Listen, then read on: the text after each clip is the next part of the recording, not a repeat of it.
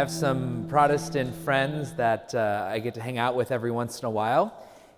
And in our conversation, sometimes they very sneakily slip in this question. They say, "Father, are you saved?"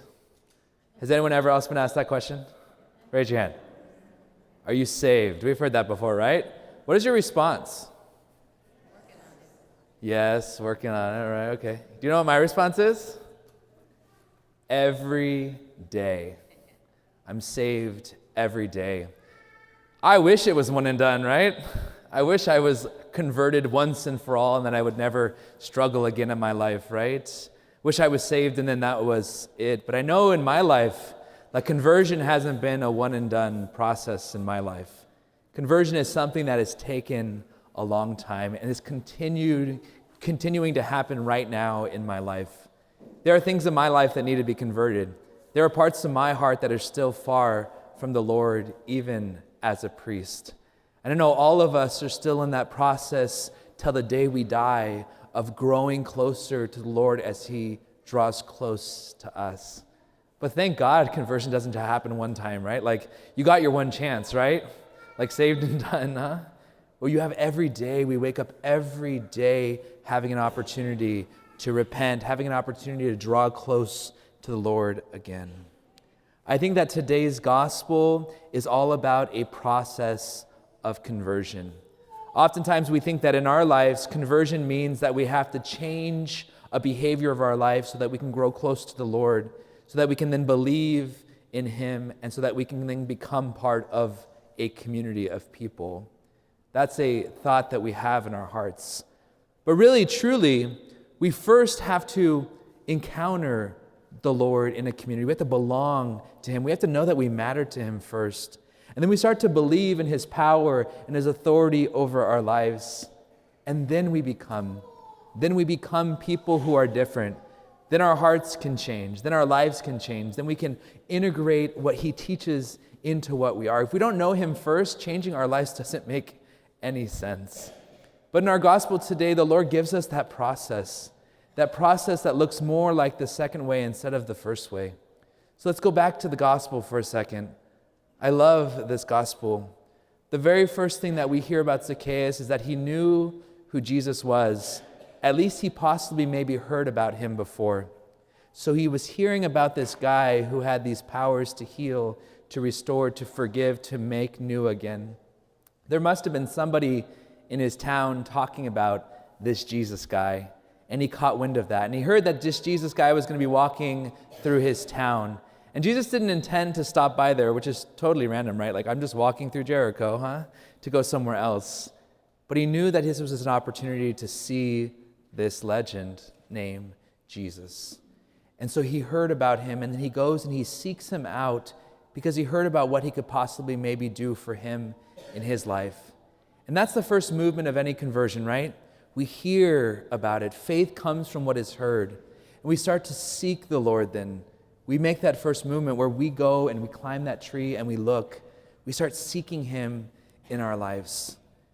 This is totally irrelevant to what today is about, but I think it's interesting. So Jesus is confused. Is it He referring to Zacchaeus or is He referring to Jesus? Sometimes we think of Jesus as this tall, slender man with this very nice beard, right? But maybe He wasn't. Maybe He was about this tall, and maybe He was a little bit chubby, right? And Zacchaeus had to climb up the tree to see Him, rather than Zacchaeus being the short one. Irrelevant, but interesting, right? In our lives, sometimes we have to do that. We climb up the tree. But the very first saving moment for Zacchaeus was when their eyes caught, when they saw each other. Jesus saw him, and Zacchaeus saw Jesus. And in that moment, Zacchaeus knew that this man, Jesus, saw him for more than his sin, that He saw him for more than his past, that He saw him for more than what he was, but that He saw him and He knew him and He said, "You belong to me." And that movement in our lives, when we see the Lord, when we seek Him out and we have that encounter, when we encounter Him and He sees us for who we are, that stirs something in our heart that nobody else can stir in our hearts. And then the next movement in this conversion process is that He invites him to come down.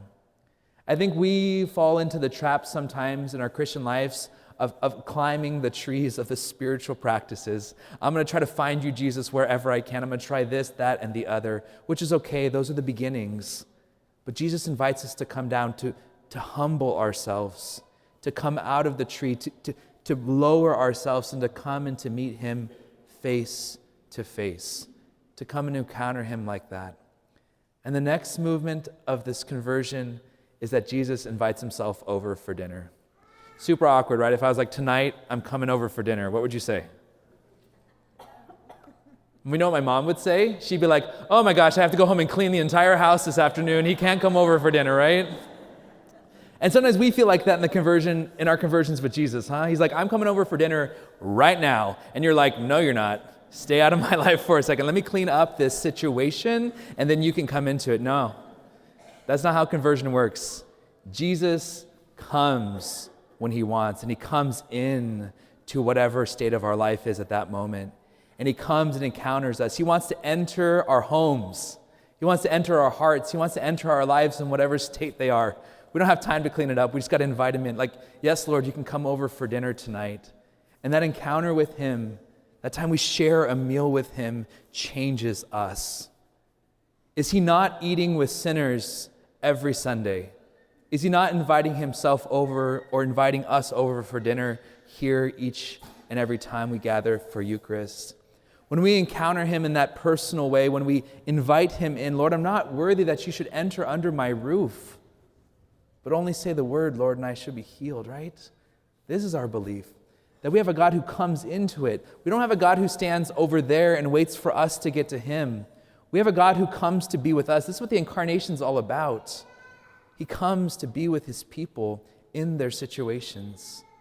And the last part of this conversion is that because of that encounter, because of that God who enters our space and brings light into the darkness of our sin and of our lives, we want to move. We want to change. We want to change our behavior because we know that what we're doing can't keep us in relationship with him, that what we're doing keeps us far from him, and we want to change our lives at that point. And that movement in Zacchaeus was that he renounced his past life. He said, Lord, I'm going to live justly. I'm going to give back 4 times what I took from people unjustly. We can start to think in our lives that these situations that we're in are just maybe circumstantial. But when Jesus' light comes in, he demands a change of our lives. But brothers and sisters, I think that this is a hopeful message in today's gospel, because we have a God who doesn't just demand this of us to happen overnight.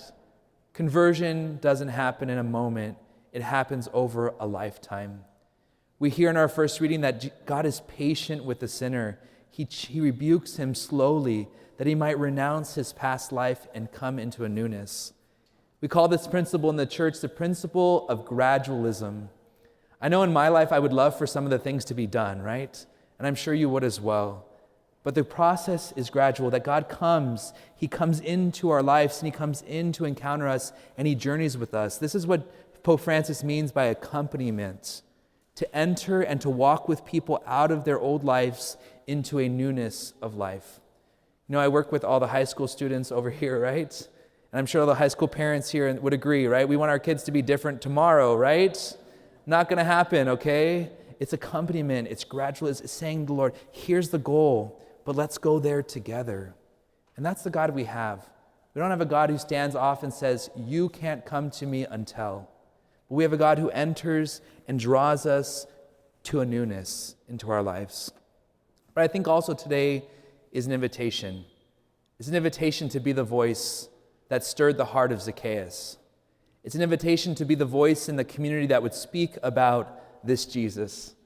It's an invitation that we would say, hey, there's this guy who did these weird things in my life and he's still converting me today. And we talk about that with the people that we know. And all of a sudden they're going to start hearing that, wait, what? Jesus at Solano? I didn't think he was there, right? And maybe they're going to come and they're going to encounter him. Maybe they're going to come to this place on a Friday afternoon during adoration here on this altar, and they're going to see him. And he's going to see them. And he's going to stir something in their heart that they've never experienced before. And they're going to begin that process of conversion in their own lives. Notice how none of the disciples had much to do with what happened there between Zacchaeus and Jesus, except that they may have talked to him one time passing through that town. Be that person. Be that person who makes somebody else seek Jesus, because he alone is the one who can save us.